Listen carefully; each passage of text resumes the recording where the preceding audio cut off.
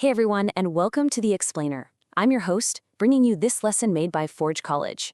Now, if you were with us for the last lesson, Bitcoin nodes validation and consensus integrity, you'll remember we got pretty deep into how a single node enforces the rules. Well, today we're zooming way out to tackle the impact of Bitcoin nodes on network stability. We're going to shift our mental model entirely, moving from one node's isolated internal rulebook to the absolute, sprawling, chaotic reality of global connectivity. So let's just lay out our blueprint for today. We're going to kick things off with topology and redundancy, then move into fault tolerance, check out propagation speed, dive into some observability metrics, and finally wrap up with our conclusion and next steps. Okay, before we get into the nuts and bolts, we absolutely have to establish our golden rule here: consensus. Consensus isn't just about one node getting the math right in a corner somewhere. It's actually the exact intersection of internal correctness and external connectivity. Because think about it, being completely right in a vacuum, it doesn't help anyone. You've got to spread the word. All right, Section 1, Topology and Node Redundancy, Building the Blueprint.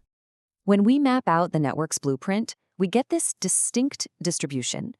Over on one end, you've got a few highly connected hubs, and they're doing the heavy lifting for routing. In the middle, we have our everyday normal nodes, and then way out on the fringes, the isolated nodes.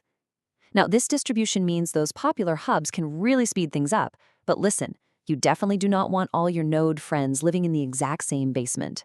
Because if that one hub goes down, suddenly everyone connected to it completely loses their link to the outside world. So how do we pack a spare tire? Well, to measure redundancy, we look at average degree, which is just how many connections a node has. But honestly, what's way more important is ASN and country diversity.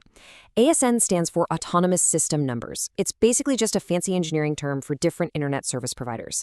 Having your connections spread across different ISPs and geographical locations is absolutely crucial. It prevents localized outages from taking your node offline. Like if a backhoe accidentally severs a major fiber cable in one country, with good diversity, your node just shrugs and happily keeps chatting away through an alternate route. Moving right along to Section 2, Fault Tolerance and Recovery, Surviving Outages. Because look, things are inevitably going to break. And when they do, you're going to face two main types of headaches. First, there's transient divergence. This is just a brief rumor mill hiccup where block delivery gets a little delayed. No big deal. But then you have sustained partitions. These are full-blown, serious network forks caused by prolonged connectivity issues. Basically, one is a stubbed toe and the other, that's a broken leg. To figure out how well a node heals from these injuries, we track time to reconnect and resync lag. These metrics show us exactly how fast a node bounces back after an outage. And let's be real here. A node with a high resync lag is essentially just aggressively hitting the snooze button while the rest of the network marches forward without it. Okay, Section 3, Propagation Delays and Speed, the gossip speed limit.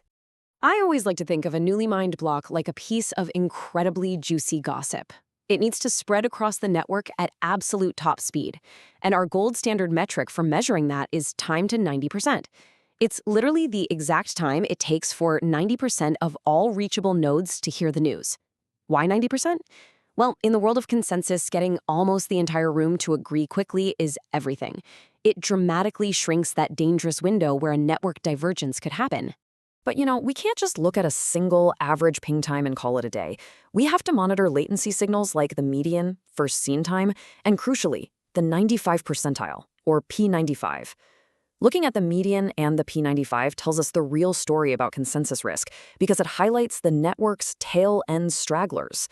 It answers the big question: are blocks consistently taking way too long to reach the absolute most remote edges of the network? Which brings us to Section 4, Observability and Code Metrics, Reading the Dials. This is where we get to turn raw telemetry into actual diagnostic signals. We can map the raw code outputs, like what you'd get from a basic get peerinfo command snapshot, directly over to physical reality.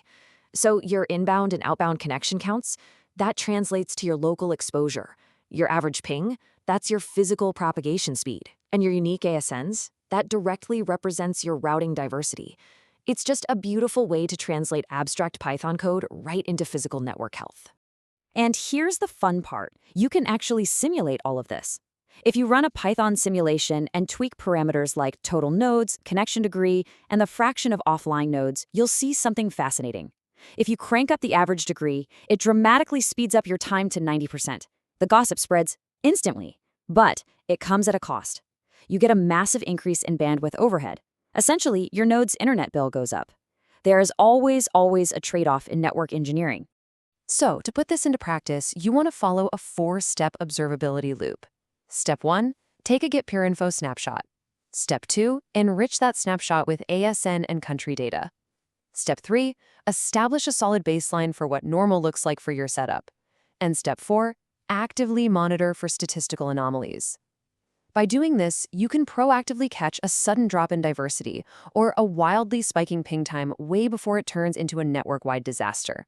You're basically keeping your finger on the pulse. Finally, Section 5, Conclusion and Next Steps. The engineer's final checks. As we pack up our toolkit for today, I want you to remember our core mantra.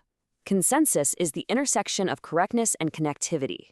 Internal correctness comes from your individual validation rules, yes, but connectivity is what makes that correctness undeniable, common knowledge across the globe. You absolutely need both to maintain a stable network. So, I'm going to leave you with this final thought. How will you set up your own analytical study to quantify stability under different failure modes? Think about how you might design your baseline metrics for our next lesson, where we'll actually start building out some of those experiments. It has been a blast exploring this blueprint with you today. Be sure to head over to forge.college to dive deeper into this and plenty of other fascinating Web3 topics. Keep building, and I will catch you in the next explainer.